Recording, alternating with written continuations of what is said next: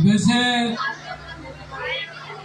मुझे ऐसा लगता है कि कहावत में बड़े बड़े लोगों ने कहा है कि ये देश युवाओं का ही देश है। बुजुर्ग मात्र नगण्य रह चुके हैं और आज की स्थिति देखते हुए मुझे ये लगता है कि देश के साथ साथ देश ही नहीं, मेरा गांव भी युवाओं को एक अच्छी प्रेरणा, एक अच्छी सोच, एक अच्छा नजरिया देने के लिए तैयार है। अब बुजुर्ग जो आपके सामने विरासत में बैठे हैं लगभग इतने ही बाहर होंगे, जितने यहाँ आपके सामने विराजमान है इतने ही बाहर होंगे। उसमें से हमारी पुरानी विरासत संभाले हुए 2, 3, 4 लोग हैं जो धोती और कुर्ता पहनते हैं। इनके बाद ये संस्कृति भी लगभग नष्ट होती हुई, लुप्त होती हुई नजर आती है। ये 2000 व्यक्ति जब तक गांव में घूम रहे हैं, हमारे गांव की पुरानी बाप दादाओं की परंपरा को लेके आज इन्होंने चरितार्थ रखा है।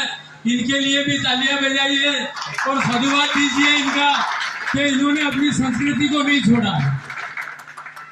आने वाले समय में ये चीजें दिखने में लुप्त हो जाएगी।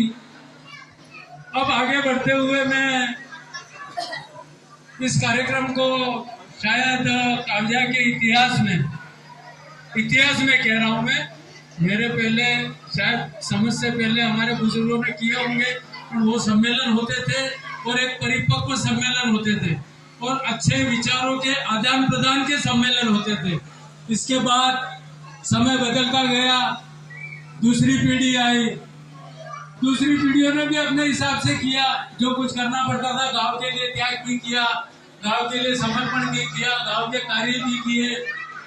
अब उनके पश्चात आप सब विराजमान और जो खड़े हो, उनके हाथों में गांव की बागडोर होने जा रही है। तो हम सब आपकी तरफ एक नजर लगाए हुए बैठे हुए हैं। आज से 2, 3, 4 साल पहले